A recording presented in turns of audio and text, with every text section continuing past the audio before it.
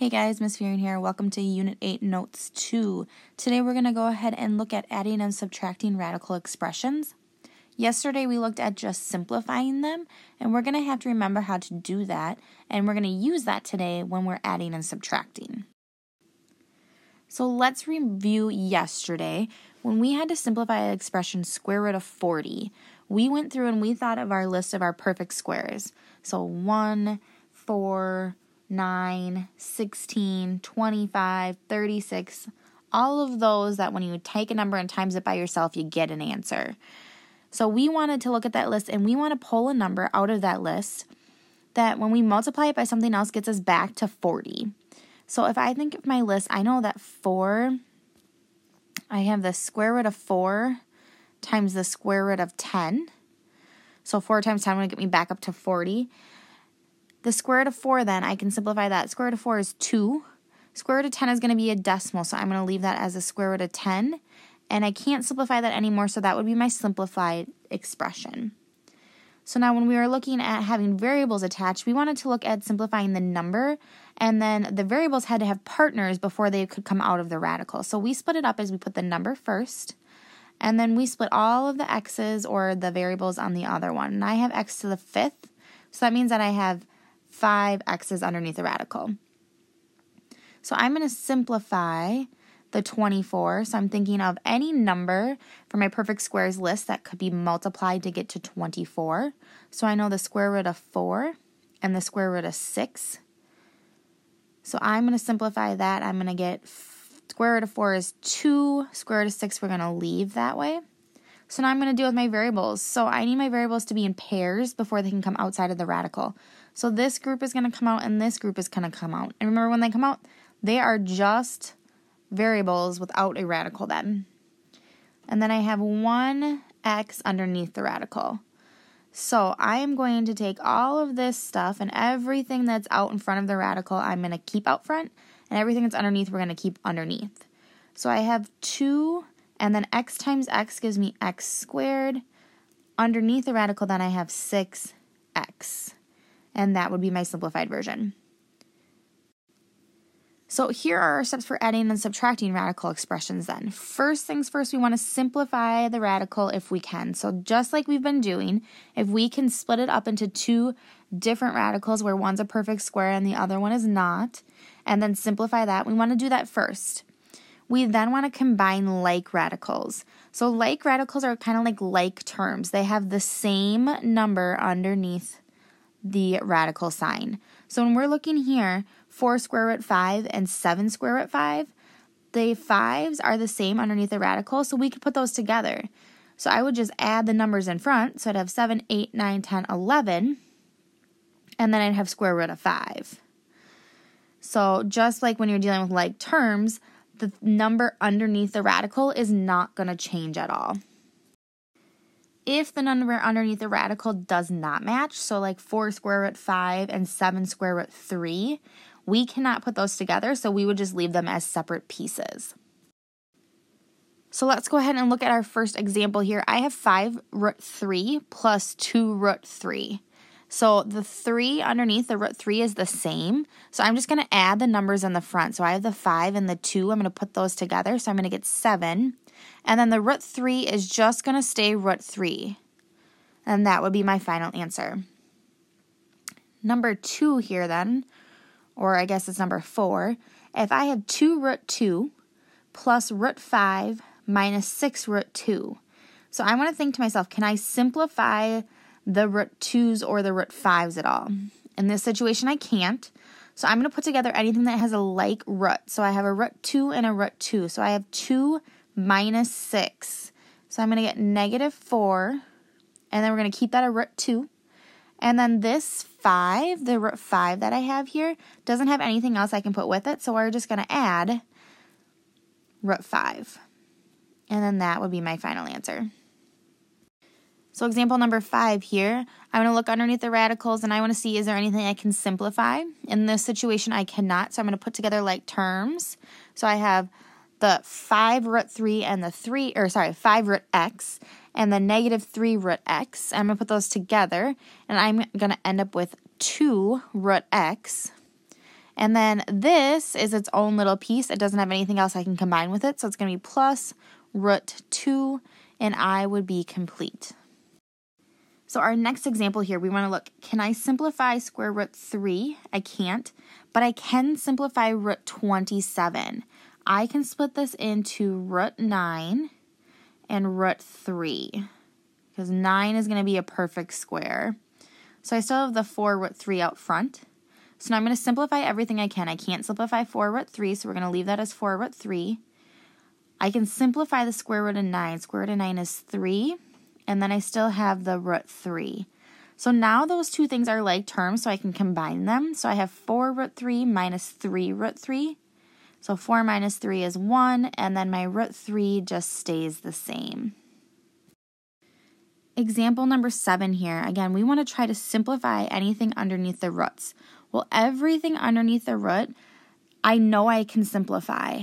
And it's something that kind of makes me think that is the fact that none of them are the same. So since none of them are the same, I want to try to simplify and see if I can get them to be the same. So I'm going to still have this 2 out front. And now I'm going to simplify 12. My perfect square that goes into 12 is root 4. And then that would be times root 3. So I still have the minus 3. I'm going to simplify 27 into root 9 and root 3. And then I still have plus 2. And I'm going to simplify 48 into 16 and 3. So now our next step is we're going to simplify everything an extra step further. So I have the 2. The square root of 4 is 2. Square root of 3 is going to be a decimal, so we're going to leave that as square root of 3. So I still have minus 9, minus 3. Square root of 9 is 3. And then I still have that square root of 3. Plus 2. Square root of 16 is 4. And then I still have the square root of 3. So now I'm going to multiply these numbers in front so there's only one number. So 2 times 2 is 4 root 3. Minus 3 and 3 is 9 root 3. Plus 2 and 4 is 8 root 3. So now that everything has a root 3, I can put them all together. So I can do 4 minus 9, which is negative 5, plus 8 is going to give me 3 root 3. So I have 3 square root of 3. So that's going to be my final answer for that one then. So I want you to go ahead and pause the video. Try example number 8 on your own. Remember, we want to simplify everything by taking a perfect square out to try to get the roots underneath to be the same. Once they're the same, then we can add and subtract. So I went through and I simplified everything with taking out perfect squares, and I ended up getting 14 root 2. So if you didn't get that answer, come and chat with me before moving on for the rest of the note video. So example number 9 is asking us to find the perimeter of the rectangle. So when we are trying to find the perimeter, we are going to go ahead and we're going to add the sides. Remember, in a rectangle, the opposite sides are the same. So this is going to be square root 8, and this one is going to be 3 plus 6 square root 2. So I'm going to go ahead and I'm going to add everything to find the perimeter. So I'm going to have the square root of 8 plus 3 plus 6 root 2 plus square root of 8 plus 3 plus 6 root 2. So I need to go ahead and I need to try to put together anything that has a similar radical, but before I do that, I want to simplify.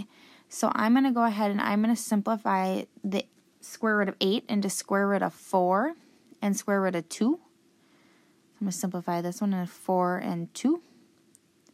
So I know the square root of 4 is 2 root 2. I'm going to bring all of that straight down. So I still have plus 3 plus 6 root 2. This one is plus 2 root 2 plus 3 plus 6 root 2. So anything with the root 2's we want to put together. So I have 2 and 6, which is 8, plus another 2, which is 10, plus another 6, which is 16 root 2. And then I still have these little 3's here that don't have anything attached to them. So we're just going to combine those guys. So 3 plus 3, so I'm going to have plus 6 on the end. And we want to make sure we label this, so it's perimeter, and we are in yards. Example number 10 here. You and a friend are working on a sailboat. The distance d in miles you can see to the horizon can be modeled by the equation d equals the square root of 3h divided by 2, where h is your eye level height in feet above the water. Your eye level height is 32 feet, and your friend's eye level height is 18 feet. Write an expression that shows how much further you can see than your friend, then simplify the expression. So this how much further is going to tell me I'm going to find mine, I'm going to find my friends, and then I'm going to subtract them. So we're going to do you minus your friend, and we're going to see what we get. So I know that I have a height of 32 feet, so I'm going to write the square root of 3 times 32 divided by 2, and my friend is 18 feet, so they're going to be the square root of 3 times 18 divided by 2. The times there. So when I simplify this, 3 times 32, and then I'm going to divide by 2, I get the square root of 48. 3 times 18 divided by 2, I get the square root of 27. Now we want to simplify these. So I'm going to simplify 48 into 16 and 3. And I'm going to simplify 27 into 9 and 3. So I know the square root of 16 is 4 root 3. Square root of 9, 3 times that root 3. So I have 4 minus 3, which is 1 root 3 miles. So I can see 1 root 3 miles more than my friend. Last example for the day, a pole vaulter's approach velocity v in feet per second and height reached h in feet are related by the following equation. V equals 8 times the root of h. Suppose you are a pole vaulter and reach a height of 20 feet. Your opponent reaches a height of 16 feet. Write an expression that shows how much faster you ran than your opponent. Simplify the expression and round your answer to the nearest hundredth. So how much faster, again, tells me we're going to subtract these. So I'm going to find my length or my speed, and then I'm going to find my opponent's speed, and I'm going to subtract them. So my height was 20 feet. So I'm going to have 8 root 20. And then my opponents, we're going to subtract 8. They had a height of 16. So we're going to simplify the roots. So I'm going to simplify. I still have the 8 out front, and I'm going to simplify 20 into root 4 and root 5. Minus, I have the 8 out front here, and I'm going to simplify root 16 into just 4. We know that the square root of 16 is 4. So I'm going to go that extra step here. 8 times the square root of 4 is 2. And then I have to leave the square root of 5 because that's a decimal. 8 times 4 is going to be 32. Now we're going to go one extra step because I don't want 2 numbers out front. So 8 times 2 is 16 square root of 5 minus that 32. Because these don't both have a root 5 under them, I cannot subtract them. So this is going to be my final answer in feet per seconds. So if you have any questions on anything, please come chat with me before moving on to the assignment for the day.